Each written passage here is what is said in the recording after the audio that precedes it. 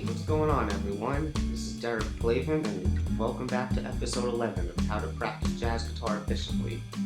I'm sure some of you know what I'm going to say next, but if this is the first video you've ever seen on this channel before, I'd really recommend that you go back to episode 1 and watch these things in order, because that's how you're going to learn the most from them, okay? So, in today's episode, we're going to continue with the discussion from last episode, and we're just going to get into some examples today that will hopefully help clarify some of the things that I was talking about and just help further your understanding of some of the things that I think you should do. I think that it's important to understand that, if you're trying to gain some familiarity in terms of, your ideas that you can use for comping, maybe different ways of putting voicings together or different rhythms that just work and feel good. The way to really get better at that is just to simply just study example after example until you kind of start to get, hopefully, a sense of the bigger picture of just how this stuff works, and you develop a little bit of confidence in terms of generally what sounds good and what works and what doesn't. But I do want to point out that even though I'm saying all this, there's still no formula for how to comp properly or anything like that. You just have to learn how to feel it properly, and you just eventually, after studying examples and hopefully putting it into consistent practice, you can hopefully do it well enough after a while. But I'm just trying to, like I always say, create a little bit of certainty in places where there isn't much certainty, alright? And of course, the other thing that you want to keep in mind that I and everyone else always says is you gotta be listening to this music, and if we're talking about comping stuff, you gotta listen to people who comp well and hear what they're doing, and forget transcribing. I mean, that's the ultimate thing to do, but even just listening to this stuff over and over again will just help you over time develop an intuition for what works. And of course, I also want you to remember what I said in the last episode about how this is stuff that's really just supposed to help you get started, but when you're really in a real live playing scenario and you're really comping, you gotta be listening to other people. So you wouldn't want to necessarily just blindly throw in these ideas without listening to what the rest of the band or the soloist is doing, because if you do that, there's a good chance that it may not, work well with what the rest of the band is doing. The good thing, though, is that, like I've been saying, and just to remind you, this is still within the topic of acquiring musical material. So nothing in all these videos that we've said, the last couple of videos, has anything to do with, actually practicing jazz guitar, in my opinion. This is still just developing material. Eventually, though, in terms of this material, you can hopefully, break up parts of it and work on it individually, and pieces of these things could be worked into a more spontaneous comping situation. So again, that's really the point of this. We're just trying to acquire material so that when the spontaneity and the interplay and the improvisation happen for real, you got some stuff in the hands, to play. So I'm being extremely redundant right now, so let's keep it moving. So today I'm going to give you really 2 examples to demonstrate all this, and the first example is going to be completely free, and I'm going to include the PDF with the notation and the tabs on the screen when we're getting into it, and I'm going to talk about the voicings that I'm picking and maybe some of the rhythms and all that. So this way you really get a look into what I'm thinking about, or how I guess went about composing this, even though I composed this a while ago. But really trying to spell it out for you, because I want you guys to really understand this, and I don't want to just throw an example at you and then you not really know, how did he derive that, But the second example, I'm going to talk about it a little bit, and I'll play it for you, obviously, but I'm going to include the link for that one in the description, where you can buy it on my website, and of course also on Patreon if you are interested in becoming a Patreon contributor, and that one I'll make you pay for. And that's a good one too, but we'll talk about it when we get there. Okay, so we're going to get into the first example now. So for this example, I chose the old standard shiny stockings, and I'll probably put the chart up here for you guys, something like from the real book for comparison's sake. And this chart looks a little funny to me, honestly. You always got to be cautious with something from the real book. But I'm really just kind of including it so that when we talk about the voicings and whatnot, in terms of what I'm playing and why they work in relationship to the original harmony, you have a little bit more clear of an understanding, okay? But some of these passing chords and stuff in this chart, I don't agree with how they're written in there, but even if people play them, but I digress. So, anyway, this tune is usually played at a medium swing type of a tempo, but for this example, I decided to compose something with more of a up tempo or maybe a medium up type of thing in mind, and I did that because, like I said in the last episode, if you are playing something at more of a medium swing, you could do the more Freddie Greene, playing on every quarter note type of thing, and it'll still feel good and not too busy. But like I said, as the tempo increases, you may not want to do that. It may sound busy or just box the music into something specific. So I wanted to show you how you can open it up a little bit and focus more around beats 1 and 3, and also include some syncopation and some space and all this stuff. So we'll talk about it all after I play through it once. So let me just do that first right now.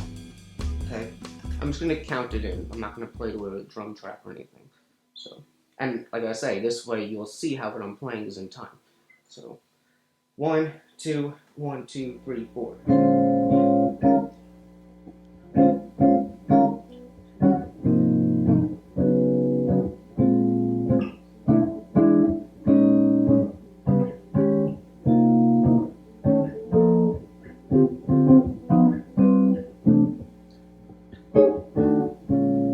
Right?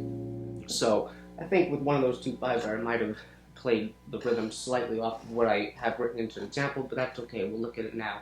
I'm going to play through it anyway. So I'm going to put this chart up now. So, okay, so like I said, let's just look at this first and talk about what we see even rhythmically. So, like I said, focusing around beats 1 and 3, and also, like I said in the last episode, if you want to do some syncopation of those beats, consider the 8th notes that come before and after that. So that would include the and of 4, the and of 1, and then the and of 2, and the and of 3. Okay? Yeah. So if we look at the rhythm, you could see, like in the first measure, how I have a half note, and then a dotted quarter note, and then the 8th.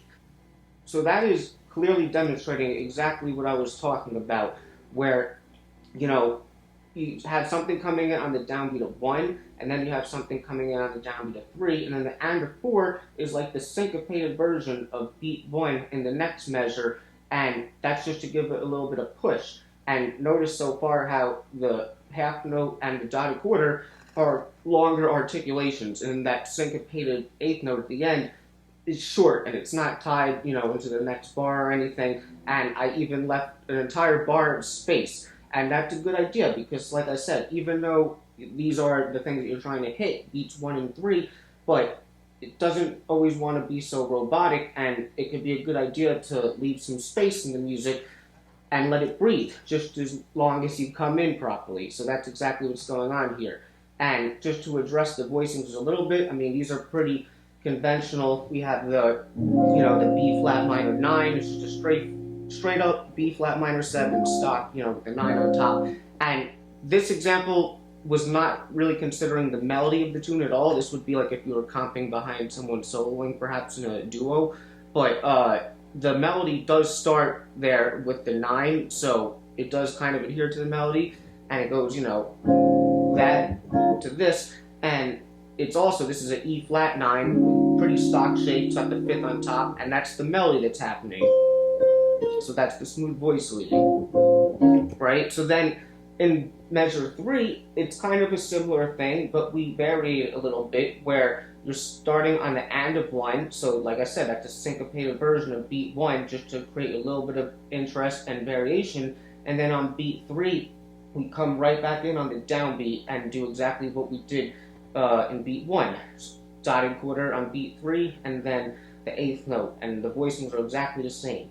So if we ignore, the end of the measure 4, the first 4 measures, pretty much so far what we have would be, right? And also, again, notice the articulations, long, long, short, long, long, short. Or actually, the second one is like short, long, short, so it's varying there, all right? Now, at the end of beat 4, we're coming in on the and 3, and again, that is like a syncopated version of beat 3, just plays forward an 8th note, and we're playing this E flat 7 sharp 9 chord, and this is really just a stock shape, and that's the 5 that's leading to the tonic, the A flat major. And it's also good to know that when you are kind of leading into like a downbeat, because we are coming in on the downbeat of 1 next, coming in on the and of 3 is a great way to lead into the downbeat of 1. So that's extremely common, especially coming in after a little bit of space was left, okay? All right, so after that, we're landing on the tonic chord, and I'm playing just straight up another stock shape, an A flat 6-9, nothing unconventional about this. And then the next chord is the same thing on beat 3, and then we're going to a D flat 7 sus because the next measure is D flat 7, so I'm just kind of making it suspended with like this stock sus 9, 11 shape. And if we talk about the rhythm in these measures, so notice how we have a half note and then we have a quarter note on beat 3, and that's to kind of create contrast in articulation. So the half note is the longer articulation, and then the quarter note, which again, this is different from what we have in measure 1 because we have a dotted quarter note followed by an 8th, but here we have a quarter note followed by an 8th note rest and then an 8th, and the difference would be in the articulation. And when you see a quarter note like that, even though it's a quarter note, articulation-wise, you can almost think of it closer to an 8th note, because if it was going to be a long articulation, it would be written as a dotted quarter note. So you can see how coming on the end of 4, that's the true syncopation. But look at how the contrast and articulation on 2 downbeats in a row kind of creates a nice effect. If I go 1, 2, 3, and then again, coming on the downbeat of 3 in the next measure. So it's like 3, right? Now the next measure, okay, so the next 2 measures, really, I do stuff that is kind of a substitution from the general harmony. So it goes back to the tonic, like an A flat major or an A flat 6, technically, it's like a tonic sound. But what I do is I play this, and it's still an A flat major 6, but just a B flat in the bass. And I think I'm just doing this because of the context of what's musically happening, because we were over here, so the melody is coming up to that, right? And then the next measure, I'm doing this. Now this is just like a 2-5, like in B minor 7, E7, 2-5 and A major essentially, and I'm playing the minor 11, and then just like a stock E7 chord.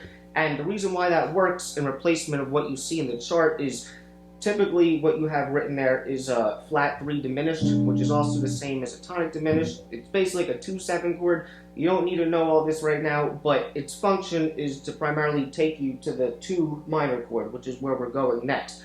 So if I know I'm going to the 2 minor chord, and I didn't plan to get into all this theory right here, instead of approaching it with that diminished type of sound, I could just approach it with a chromatic 2-5 from above. So that's exactly what I'm doing. And this is extremely common. Again, this is why we study examples, to learn this stuff and to familiarize yourself with this, because this is when you really internalize this stuff, when you see it in a musical example. If someone just taught you, oh, play a 2-5 up a half step leading into the 2-5, but they didn't give you any examples, you may not necessarily know how that sounds good. So the examples will teach you everything.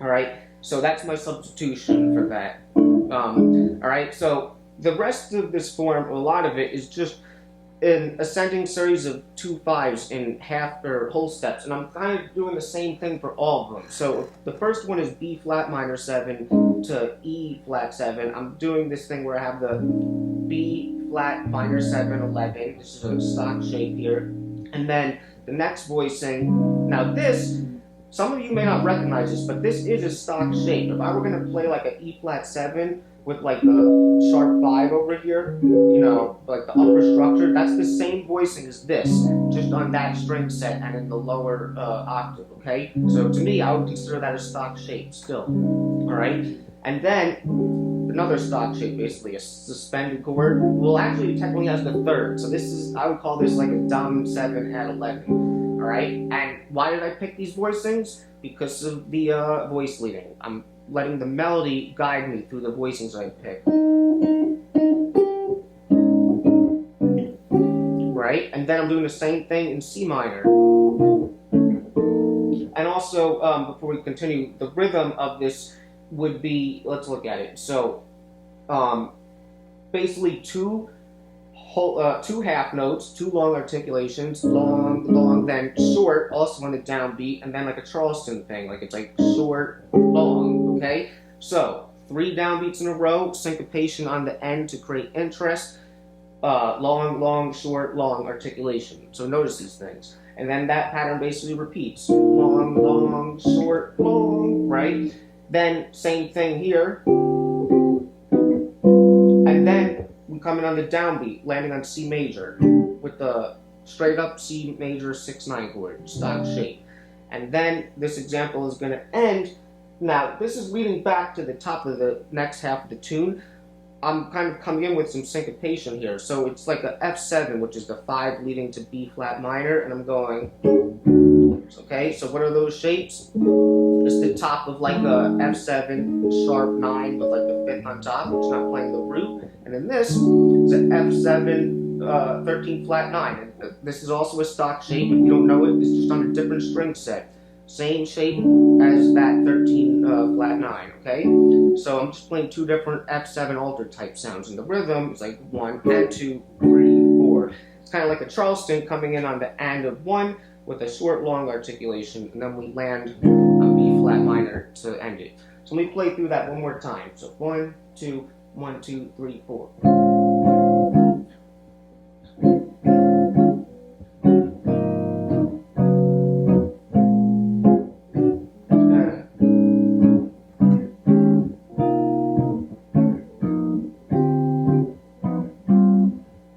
Sorry, but you get the idea, all right? So, okay, so there's that example. So now we're going to move ahead to the next example. All right, so for this last example now that I'm going to show you today, this is going to be something that you could do over one chorus of the blues in the key of B flat. Now for this one, you're going to have to purchase the PDF somehow if you want to take a look at it, but I'll talk a little bit about it. You know, but the unique thing about this particular example is if you were to take a look at it, or even just at least listen to what I'm going to play in a little bit, you may notice that it may sound a little bit more disguised at certain points in terms of how I might be hitting those goalposts or whatever in terms of beats 1 and 3. Because what I'm doing is, in this particular example, I start coming in right in on the downbeat of beat 1 in measure 1. And then after that, I start this little rhythmic motif where I'm basically playing the and of 3 followed by the and of 4. And the and of 3 can be thought of as a syncopated version of 3, and the and of 4 can be thought of as like a syncopated version of 1. So in that kind of way, it's still kind of targeting those beats 1 and 3. But I do want you to keep in mind, because I'm going to remind you this again, that, like I keep saying, this is an example to help give you something, you know, in your hands, but if you just did this type of thing without listening to the soloist, this is creating a very specific kind of groove, and it definitely grooves, and it'll sound good when I'm playing it by myself for you guys, but again, don't just do this if you're not listening to what the soloist is doing, because it might not work with what they're trying to play. But, like I said, all the different things, and there are some unique things, even with the voicings I choose in this particular example, that you may want to employ or incorporate into your playing. So even if you wouldn't want to play this example straight through, you know, chunks of these can be worked out, and if you're feeling it and feel like it's proper to play it in the moment, hopefully it could be something that's part of your playing that you could use. Okay, so that's the first thing to maybe notice, is how a lot of this course starts out with that type of rhythmic motif, but then it resolves. I'm still playing downbeats at certain important points in the form to ground it, in particular at the start of measure 1 and measure 9, and those would typically be considered significant change points in the blues form anyway. Now, the other cool thing to notice, and you'll hear it when I play it, is that for the last 4 measures of this form here in this example, and you can think of it like the turnaround, I decided to employ this little device of playing something with a dotted quarter note type of rhythm against the more duple meter. And this is commonly done in jazz, and it's great when the band is hearing this together and they kind of lock up on this. It creates a great effect. And it's really anything when you have like a grouping of three against a more duple feel, it'll create these nice syncopated over the bar line patterns that really just sound good. And like anything else, it's not to be overdone. Like you wouldn't do this all the way through because it just wouldn't sound good. But it's like the nice spice that you put on something that is already solid to make it just sound even better. It's a nice effect, okay? So again, like I said, this is a very specific thing to do.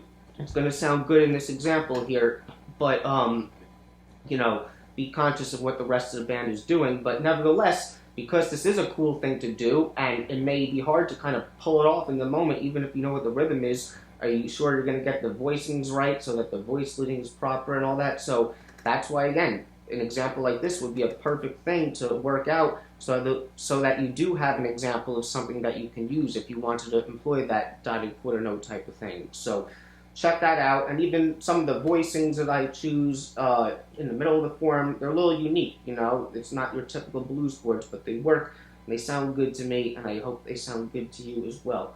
So check this out. 1, 2, 1, 2, 3, 4.